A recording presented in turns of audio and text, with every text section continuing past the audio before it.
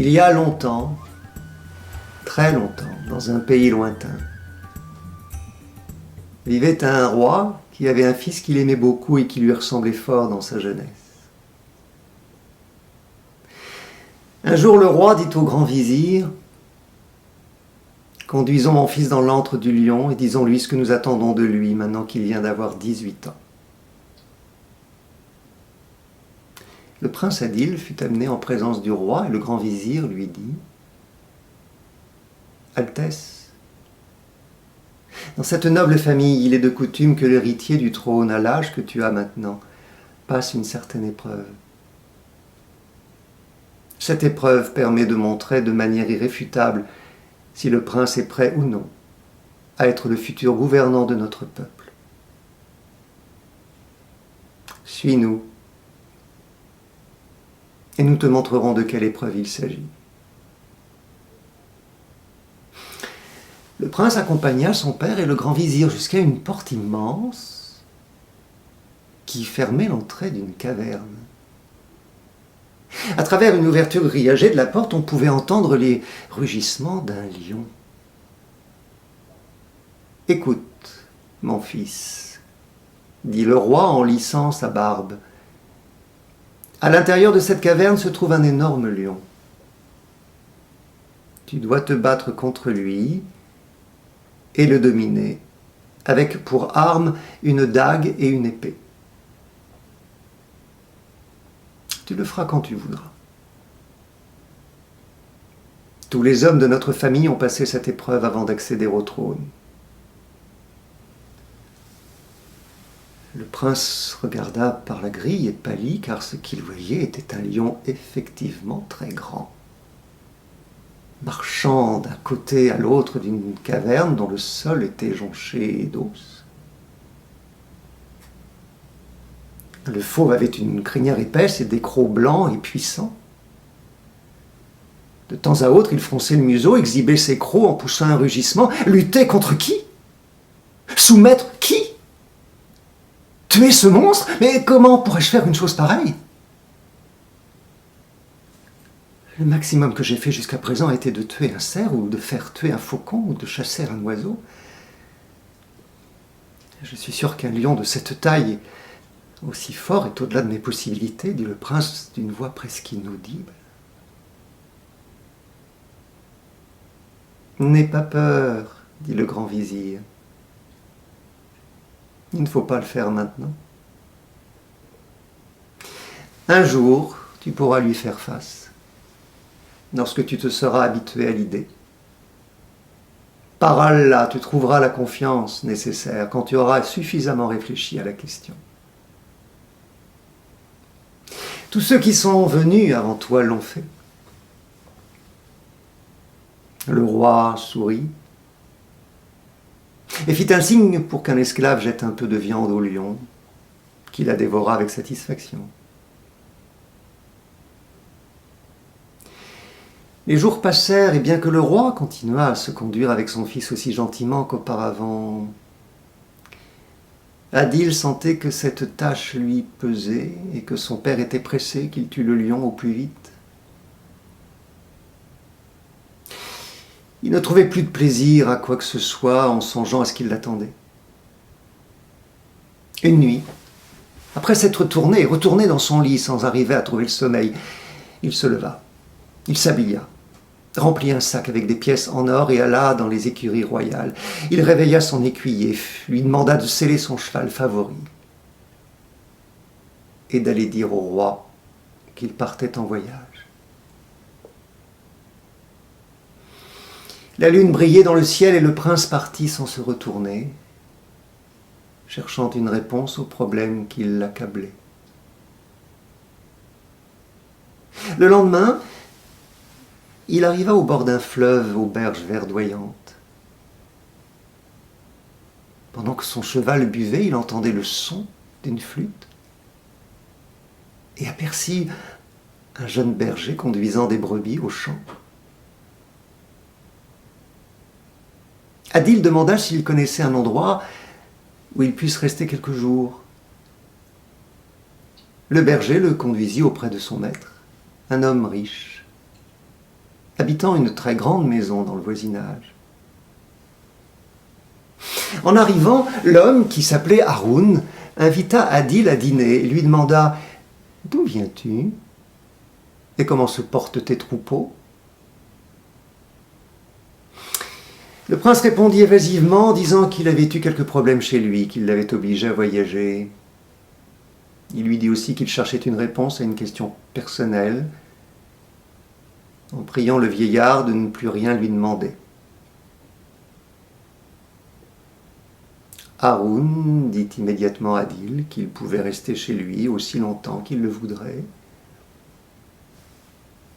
et qu'il devait se sentir à l'aise.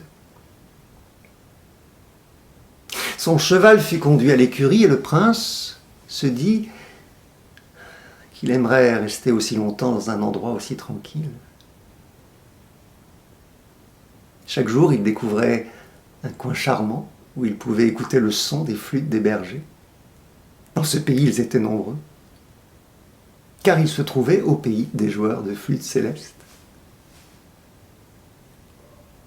Mais une nuit, il entendit, horrifié, des rugissements de lions non loin de la maison.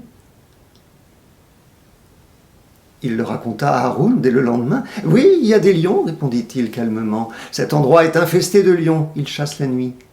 Je suis surpris que tu ne les aies jamais entendus. Si nous n'avions pas de mur autour du jardin, ils auraient déjà emporté toute ma famille. » Il rit aux éclats, comme s'il avait dit une plaisanterie. Le cœur du prince se remplit de peur. Il prépara son cheval, prit congé de Haroun, en le remerciant pour son hospitalité, et une fois de plus, il se mit en route. Il chevaucha aussi vite que possible. Après avoir fait du chemin et avoir laissé des vallées derrière lui, il vit surgir face à lui une plaine sableuse où ne poussait même pas une touffe d'herbe. Le cheval avança péniblement à cause du vent qui soulevait des nuages de poussière sèche. Adil savait qu'il fallait qu'il trouve de l'eau. En silence, il pria pour qu'à la prochaine dune apparaisse un campement de bédouins ou une oasis. En réponse à sa prière, une rangée de tentes noires surgit à l'horizon. De nombreux guerriers s'approchèrent, portant des armes qui brillaient au soleil. Ils le saluèrent en criant « Salam aleikum ». Ils l'escortèrent jusqu'au tchèque, qui le reçut chaleureusement.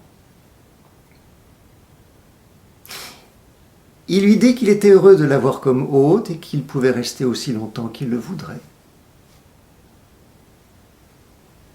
Après un repas délicieux où furent servis du mouton cuit, du riz épicé, des figues et des dattes très douces, le cheikh demanda à Adil quel vent l'amenait dans ces parages. « Ne me demandez rien de plus, dit le prince. Il suffit que vous sachiez que j'ai quitté ma maison avec un problème que j'espère résoudre en m'éloignant des terres de mon père, jusqu'à ce que je sois rassuré à propos de ma situation. » Le cheikh hocha la tête, lissa sa barbe et aspira une bouffée de sa pipe. « Le temps apporte toutes les réponses, murmura-t-il, si nous avons de la patience. » Le prince sentit qu'il pourra rester pour toujours dans cet endroit où, pendant le jour, il respirerait l'air fin et frais du désert, chasserait l'antilope et se nourrirait de riches mets en compagnie du cheikh. Cependant, un jour après quelques semaines de tranquillité, le vieux cheikh lui dit « Mon fils, moi-même et mon peuple, nous t'aimons et admirons la façon dont tu te joins à nous. Nous sommes des guerriers et nous devons nous battre, comme d'autres tribus. Comme il faut être très brave pour survivre, nous aimerions que tu te soumettes à une épreuve qui puisse nous donner la mesure de ta valeur. À 2 lieues au sud d'ici, il existe une chaîne de montagnes infestée de lions. Lève-toi de bonne heure demain et après la prière du lever du jour, prend le meilleur de nos chevaux, et armé d'une lance et d'une épée, tue l'une de ses bêtes. Ensuite arrache-lui la peau et amène-la nous. Ceci sera la preuve de ta bravoure. Le visage du prince Adil devient blanc comme cire. Et alors qu'il prenait congé du cheik, il fut saisi par la peur. Car il était sûr qu'il ne pourrait vaincre ces créatures sauvages. « Mais Dieu du ciel, dit-il lorsqu'il quitta ce campement avant le repas du soir, il me semble que je rencontre des lions partout où je vais. Je comprends rien. Car enfin je suis parti justement pour les éviter. »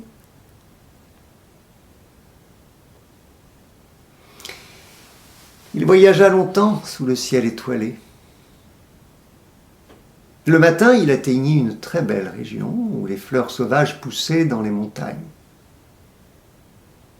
Il aperçut au loin un magnifique palais, le plus beau qu'il n'ait jamais vu. Il était bâti en pierre d'un ton de rosée, avec des colonnes en lapis-lazuli et des balcons sculptés en bois et peints en plusieurs couleurs. Partout autour de lui, il y avait des fontaines, où des arbres fleuris, où chantaient des oiseaux, et des pavillons couverts de jasmin et de rosée doucement parfumée.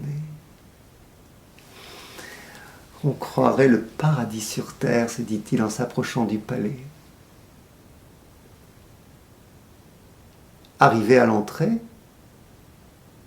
des gardes le conduisirent jusqu'à une chambre d'hôte, où il prit un bain et mit des vêtements propres, aidé par 2 serviteurs souriants. Ensuite, il fut conduit devant l'émir, un homme qui portait une barbe grise et qui lui demanda ce qui l'emmenait dans ces parages. À ses côtés se trouvait la princesse Périzade, qui avait de beaux yeux en amande et des cheveux noirs, comme les plumes de la queue d'un oiseau. Ma situation est telle que je n'en puis parler, essaya de répondre le prince, évitant de porter son regard sur l'adorable Périzade, de qui il était tombé amoureux. J'ai quitté mon pays parce que j'avais un problème à résoudre. Je comprends, dit l'émir en hochant la tête. Et il se mit à parler d'autre chose. Ainsi, quand le repas fut terminé, l'émir montra à Adil l'intérieur du magnifique palais. Des escaliers en marbre conduisaient vers de nombreuses pièces garnies de meubles en bois de différents pays du monde. Les murs et le plafond étaient couverts de mosaïques en turquoise et en or, des fresques et des miroirs. Les fenêtres avaient des vitres transparentes peintes de couleurs délicates. Et les tapis, aussi doux que de la soie, avaient été tissés avec art et exhibaient des paysages si harmonieux qu'ils ne semblaient pas l'œuvre de mains humaines. L'émir finalement conduit Adil dans sa chambre, lui dit de se reposer et qu'il pouvait rester aussi longtemps qu'il le voudrait. Seul, entouré d'une telle splendeur, Adil pensa que dans un endroit pareil, il pourrait rester jusqu'à la fin de ses jours. Les jours passèrent, la princesse Périzade ne se lassait pas de montrer au prince ses jardins à différentes heures de la journée. Un jour, à la tombée de la nuit, tandis qu'il l'écoutait chanter et jouer du luth, ce qu'elle faisait avec grâce et perfection extrême, il entendit un son qui lui laissa la chair de poule des pieds à la tête. « Arrêtez !» lui cria-t-il. « Qu'est-ce que c'est que ce son ?»« Je n'ai rien entendu, » répondit-elle, un peu ennuyée par l'interruption. Et elle continua de jouer. « C'est là-bas, près des buissons. On dirait le rugissement d'un lion. » Elle sourit et dit « Ce n'est rien d'autre que Roustum, notre gardien, comme nous l'appelons. C'est la bête préférée de toute la cour. À cette heure-ci, il surveille nos jardins. Je le connais depuis son plus jeune âge. La nuit, il dort devant la porte de ma chambre. Cette nuit, transi de peur, le prince ne toucha presque pas à son repas. Quand il monta à l'escalier accompagné par l'émir, il eut envie de s'enfuir lorsqu'il aperçut l'énorme lion au pas de la porte de sa chambre. « Te rends-tu compte de cet honneur ?» dit l'émir. « Le bon Roustum t'attend pour te conduire au lit. Il ne le fait pas avec n'importe qui. La seule chose qui l'ennuie, c'est de voir qu'on a peur de lui. Mais en effet, il est très docile. »« Ah, mais moi, j'ai peur de lui, » murmura le prince. « J'ai vraiment très peur. » Cependant, l'émir semblait ne pas l'écouter et prit congé en laissant Adil avec le lion. Le prince ouvrit la porte aussi vite qu'il le put et la referma derrière lui. Il n'arrivait pas à dormir de toute la nuit. Quand il se leva le matin, il se mit à penser qu'il ferait mieux de rentrer chez lui. Il y avait tellement de lions sur son chemin qu'il ferait mieux de lutter avec le lion dans son antre et d'en finir avec cette histoire au lieu de continuer à fuir toute sa vie. Il alla devant l'émir et lui dit : « Je demande votre permission pour partir et vaincre mon problème à ma propre façon. Autrement, je ne serai jamais en paix avec moi-même. Je suis un lâche. Je ne veux plus l'être. En honneur de mon père. Je suis fils du roi Azad et je me suis esquivé du devoir que tous les hommes de ma famille se doivent de réaliser. J'ai honte et je sais que je ne pourrai épouser la princesse Périzade tant que je n'ai pas accompli mon destin et n'ai lutté contre le lion dans son antre. »« Je t'applaudis, mon fils, dit l'émir. Dès le premier instant, j'ai su qui tu étais, car tu ressembles beaucoup à ton père dans sa jeunesse. J'ai toujours respecté et admiré le roi Azad. Va, lutte contre le lion, je te donnerai ma fille en mariage. » Le prince monta sur son cheval et galopa jusqu'au campement des tentes noires. « Sois le bienvenu, prince Adil, dit le cheikh bédouin. J'ai connu ton père quand nous avions l'âge que tu as aujourd'hui. J'ai deviné qui tu étais à cause de l'énorme ressemblance entre vous deux. D'ailleurs, plus grande maintenant que le jour où tu es arrivé ici. » Adil lui raconta son intention de rentrer chez lui, ce qui plut énormément au cheikh. Après une nuit de repos, le prince poursuivit son voyage et s'aperçut sur la route que sa maison lui manquait, ainsi que le lion et le reste. Il attendait impatiemment le moment de dire à son père qu'il était prêt à vaincre les créatures qui étaient dans l'antre. Il ne tarda pas à atteindre la terre des joueurs de flûte céleste. Lorsqu'il trouva le maître de ses chants devant le pas de sa porte, il lui dit : « La première fois que je suis arrivé ici, j'étais un lâche. Maintenant, je suis prêt à lutter et faire ce que mes ancêtres ont fait, indépendamment du résultat.